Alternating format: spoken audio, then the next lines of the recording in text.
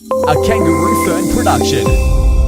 Coming up next on Miko Santos' Inside Yeah. Job. So the storytelling is critical in terms of engagement.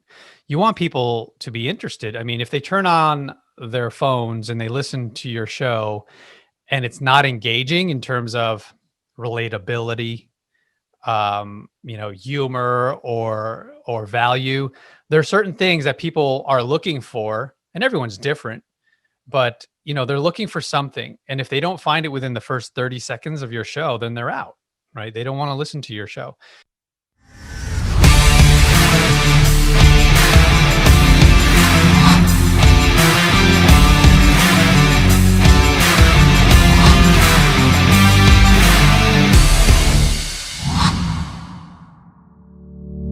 Please welcome to the Inside Job podcast, Erik Cabral. How are you today, Erik? Wonderful, Miko. Thank you so much for having me. So I know you've been successful on your industry, from real estate investment to creating this big brand, Podmax, and also you have your own agency that is On Air Brands. How did you get to where you are today?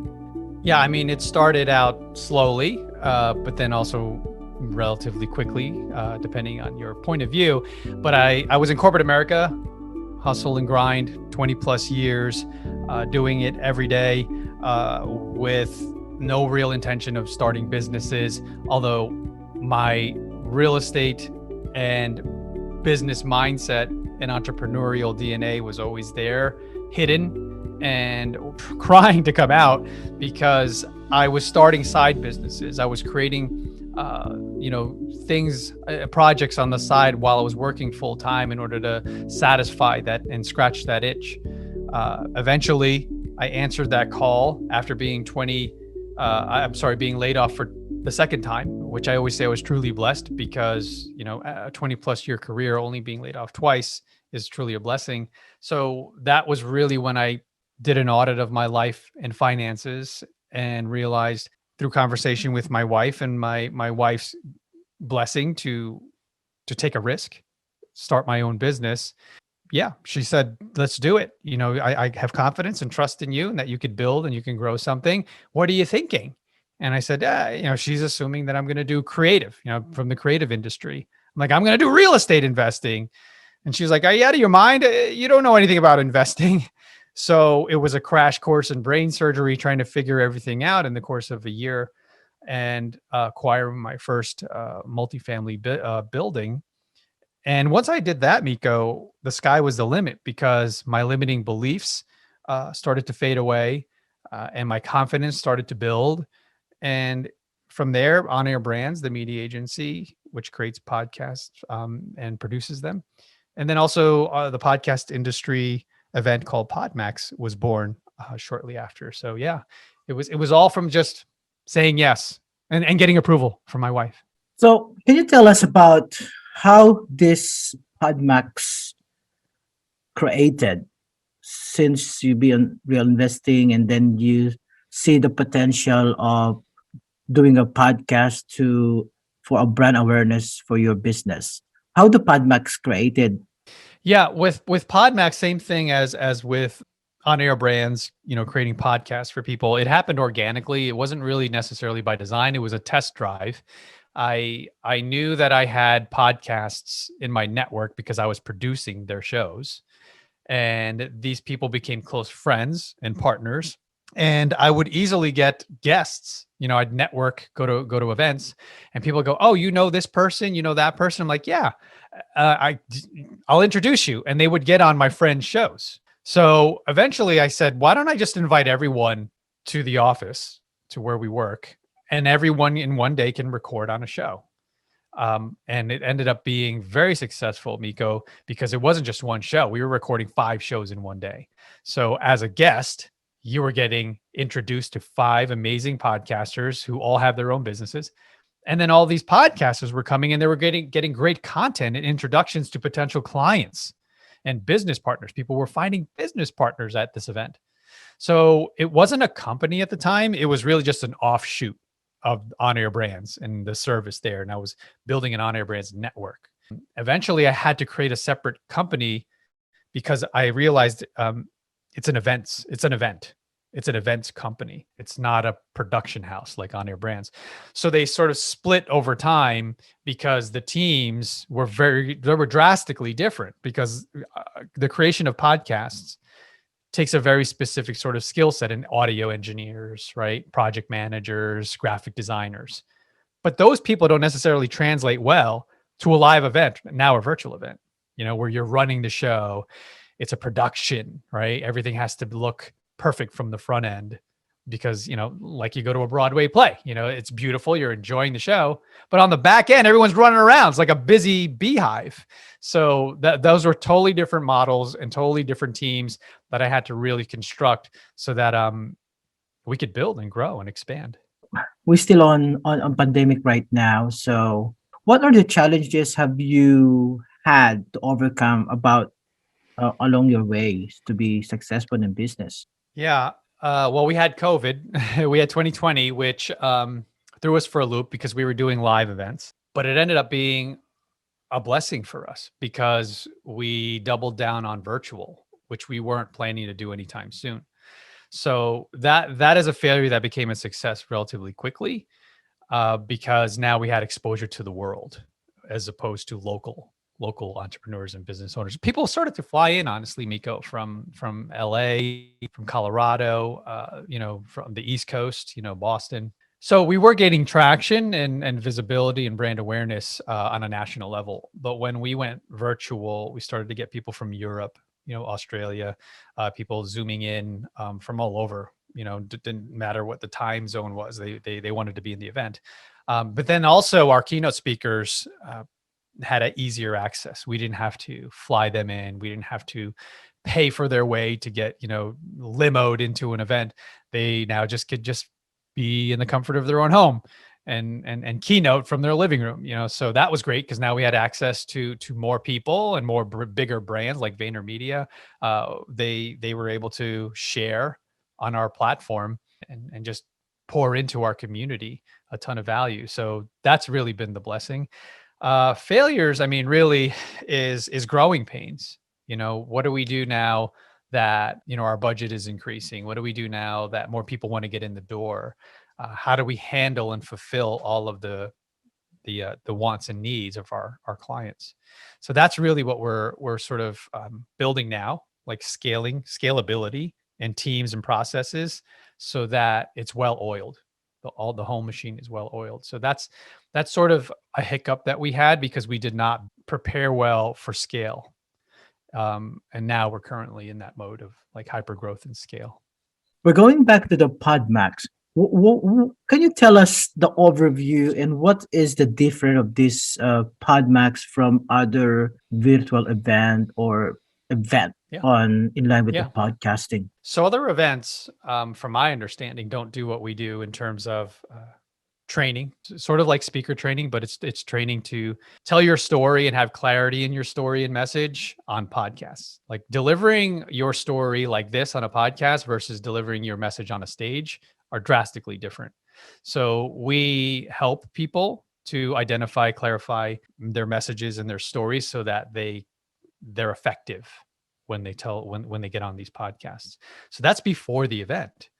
And then the event, we record podcasts live. Imagine if there's 20, 30, 40 people who are recording on shows, multiply that by 3 because they're recording on 3 shows.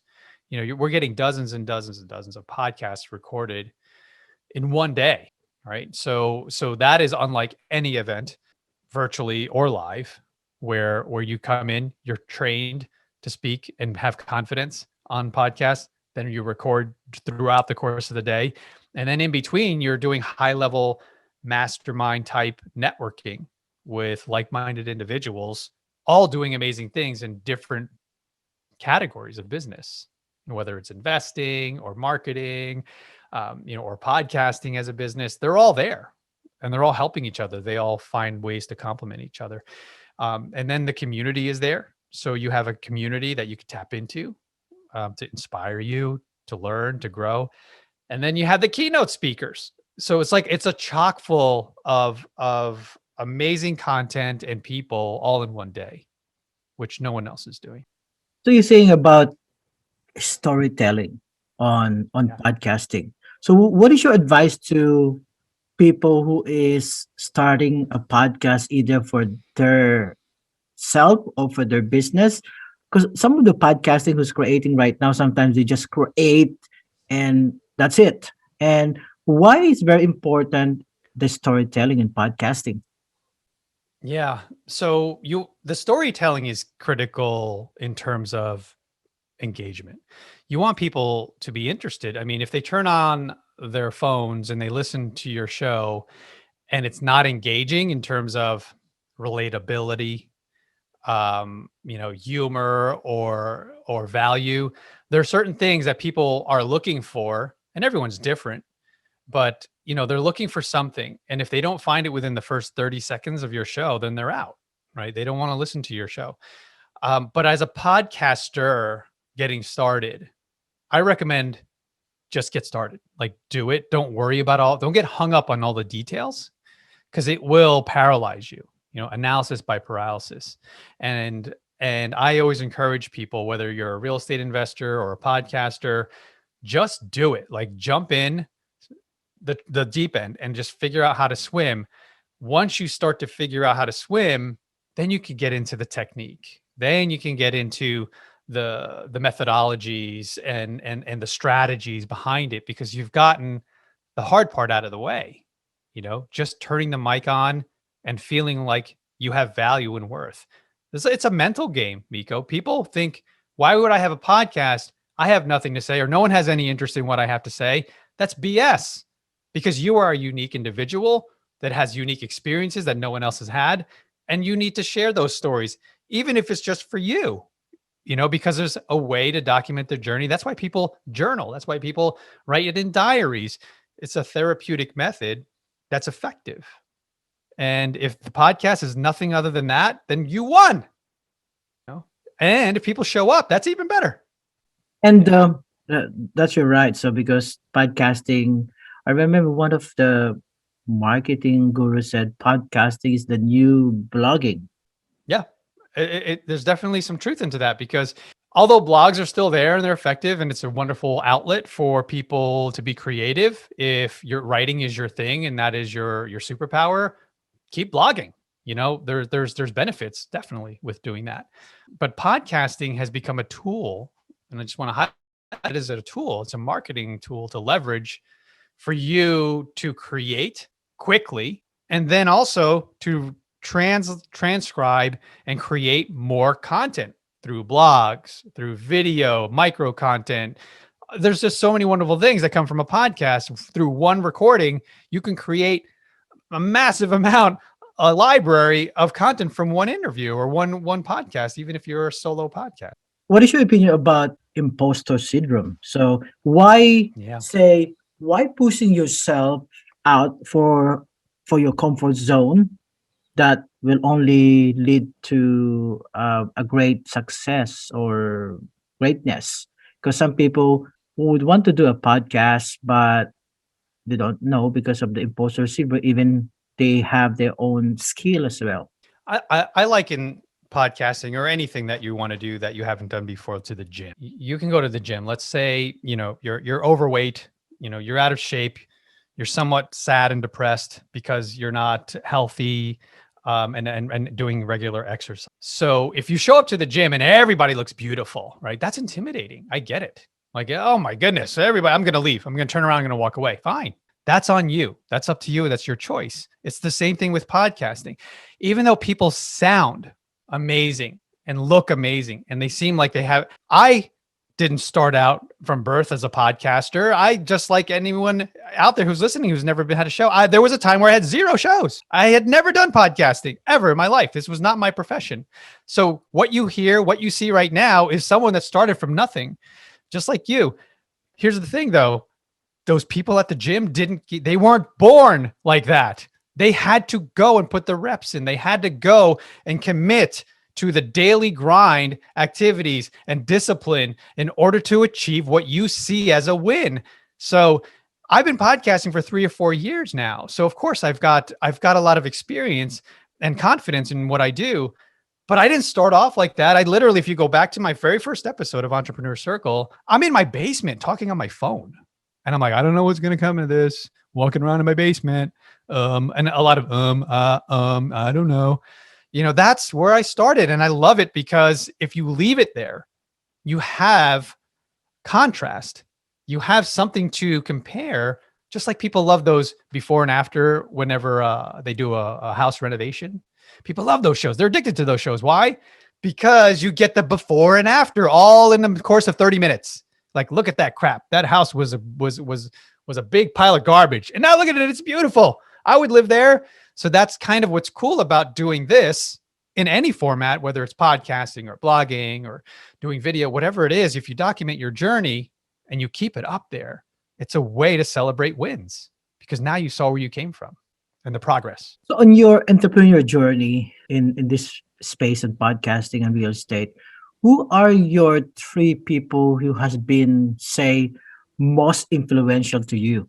Oof, so many. Ay. I'm so blessed to have access to some of these people. Number one, that's Gary Vaynerchuk. When I stepped out of the corporate environment, he was a soundboard. He was that beacon of light for me to like, oh my goodness, I need to level up. I don't know anything about social media and I don't know how to promote myself and I don't know about documenting the journey. So he planted that seed in my mind, document the journey, right? So I've been doing that ever since. Throughout that course, I was in real estate investing. So I stood out amongst that community because they were not documenting the journey. They were not podcasting or doing social media marketing. So I became the thought leader in that space within investors, right, who weren't doing it. So he's number one. Mindset is everything, right? You can't do any of this if you're down on yourself, if you're depressed, if you're always like walking around with limiting beliefs. Tony Robbins, who was a big sort of inspiration for me and motivational speaker and content, all there for free on YouTube. There was a time where you had to buy cassettes and listen in your car or CDs and put it in, and you'd have to spend money for Tony Robbins content. Now it's all free on YouTube all day, every day. I'm so blessed to be able to go to he's doing an event. It's live in Florida this year. And it's the last one. He's done. He's only going to do virtual events. And he's probably just going to retire, put his toes in the sand and, drink Mai Tais. So those two are huge influence on my life. Of course, my family, my friends, my wife, especially gave me all the love and support that I needed in order to continue when I was down on myself, when I was, this real estate stuff's not going to work, literally like crying on my hands and knees. I wanted to quit because it was so taxing and scary and I didn't know what I was doing at the time. She was there to support and say, no, keep going, keep doing this. You can do it. And then once I broke through, right? Once there's a breakdown, there's always a breakthrough. Then I was like, whew, everything opened up, all these other companies. So how did you deal with a setback and how to keep a positive mindset when things go wrong? Oh, so good. Great question. It doesn't happen overnight. And when you find solutions, because there's multiple, it's a daily practice, right? So mindset, spiritually, mentally, physically, that's a daily practice for me. I get up at 5:30 every morning and I followed the blueprint. My friend Hal Elrod, who wrote this Miracle Morning, set that tone and framework for me. I modified it to fit me and my schedule. But getting up early, I saw every successful entrepreneur on the planet got up early, right? So 5:30 became a new thing for me, thanks to the pandemic, because I was not consistent until then. And then I started to wake up. And then when I got up, I'm like, what am I going to do with this time? No one's awake, literally, my neighborhood, in my house. Then I started to meditate. I started to do a daily practice of meditation. And then I started to do a daily practice of yoga. And those two things in combination, Miko, that was a life changer.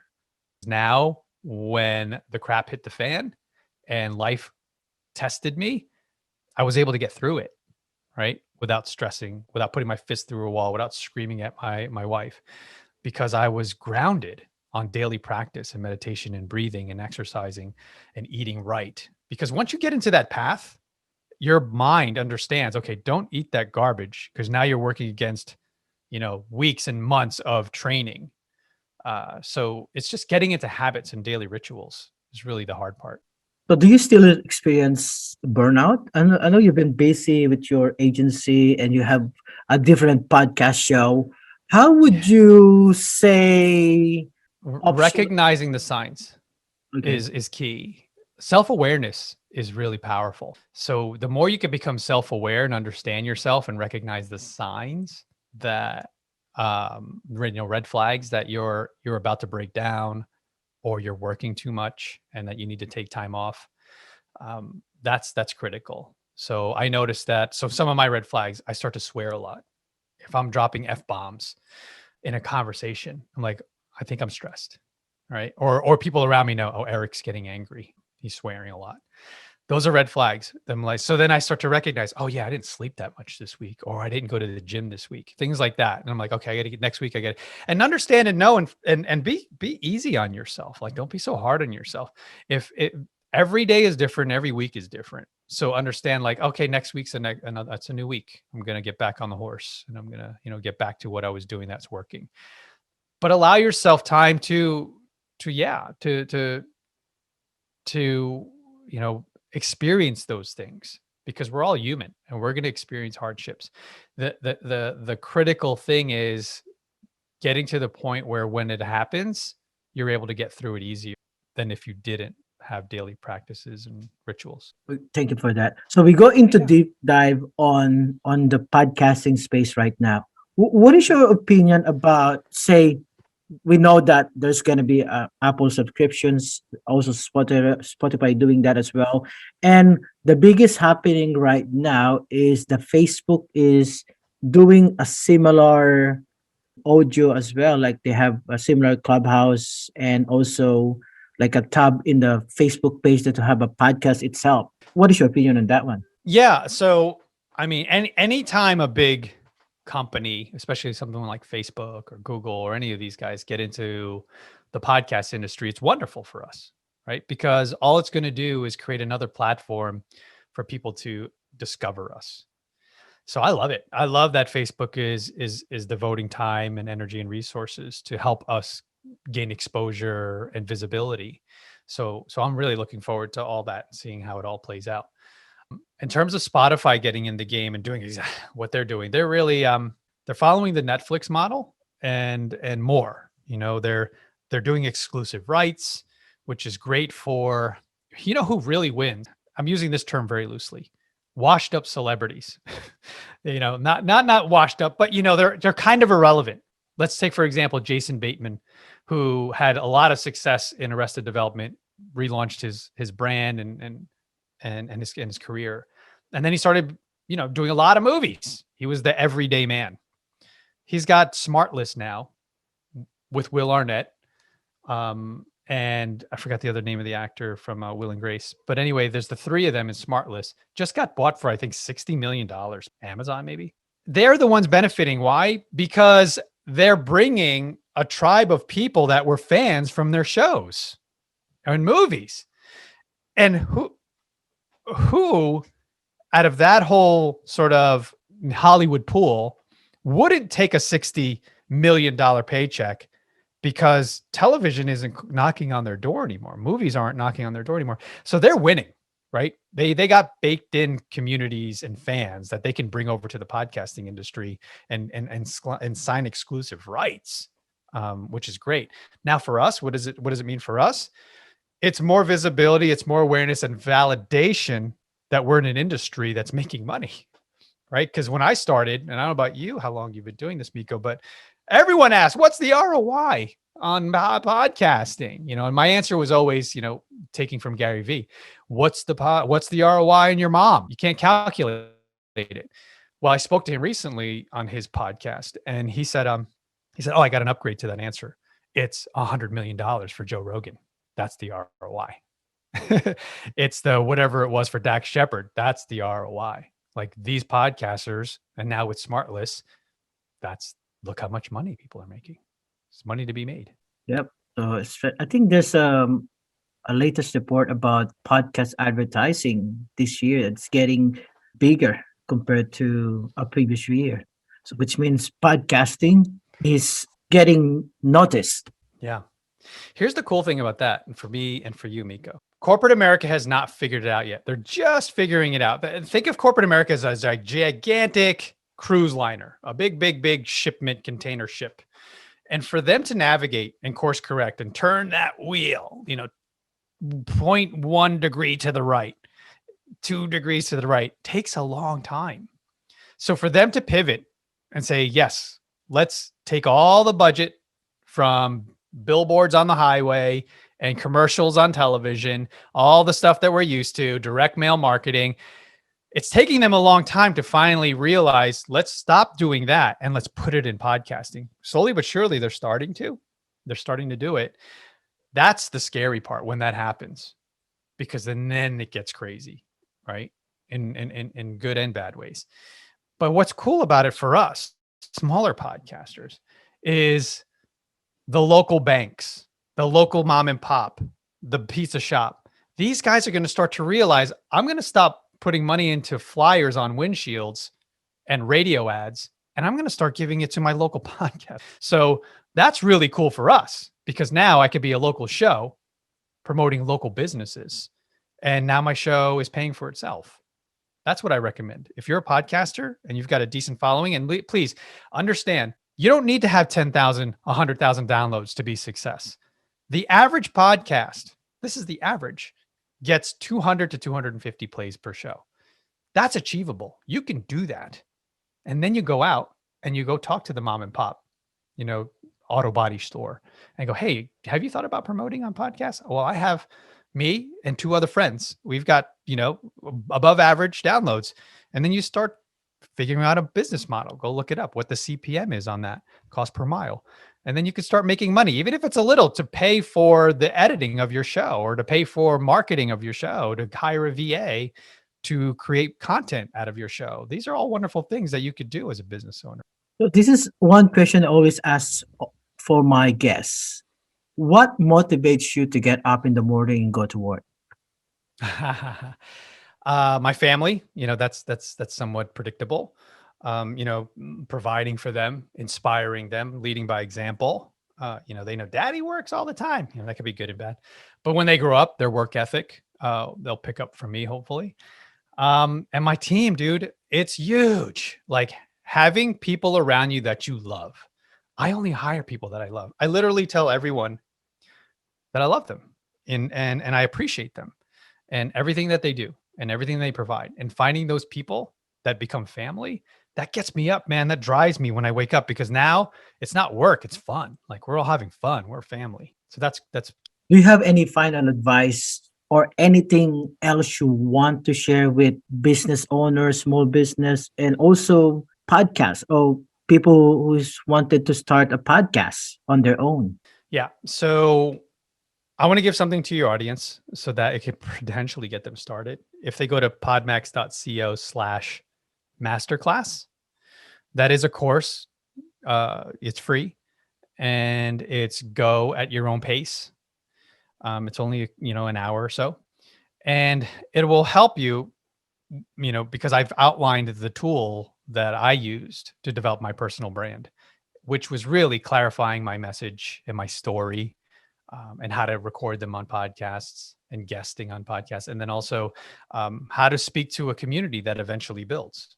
As you start to create a personal brand and put yourself out there, people will come and they're going to ask questions and they're going to want help. So it sort of breaks it all down, in a linear way. Like, here's what you do first, second, third, fourth. It's called the 4 C's. But yeah, I'd love to give that to your audience, podmax.co/masterclass. And then from there, really, I just really want people to understand and know that you have value and worth. You've done something in life where you can inspire someone, even if it's one person to do something, to act on something. If you have imposter syndrome, understand and know that you're one step ahead of someone. There's someone out there that hasn't done one thing that you've done. So put it out there, full transparency, and let them know, hey, I'm figuring this out. People love that. They want to relate to you. They don't want someone up there. There's enough people out there that know everything. If you see me as someone who knows everything, then I started out not knowing it, and I still don't know everything. I'm still looking for answers. I'm always looking up and putting my hand up to see who can help, because I'm always trying to get to the next level. Well, there's always going to be someone that you could put your hand down to and lift them up to get on the next rung on the ladder. So yeah, I would just recommend that anybody out there who's hesitant to just do it. The tools are out there. They're making it very, very easy for you to create and tell your story. And even if you record and you don't put it out there, get used to the whole idea of it. And eventually, hopefully, you'll get the courage to just put it out there.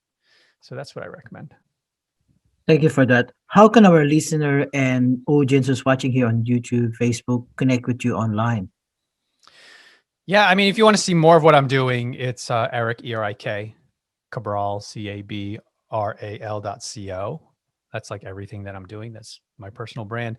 But like I said, podmax.co/masterclass is really a great way to sort of get started if you want a personal brand or figure out how to clarify your message. Right. Thank you so much for your time, Erik. And thank you for everyone. So see you next week for another episode of Inside Job. Thank you. Enjoy the rest of the day. Awesome. Thanks for having me, Miko. Okay. This podcast is brought to you by Guerrilla Podcast Syndicate, powered by Kangaroo Fern Media Lab. Kangaroo Fern is Australia's independent video and podcast management agency with the mission to help individuals and entrepreneurs to start their own podcasts and harness the power of podcasting. Book now via www.kangaroofern.com.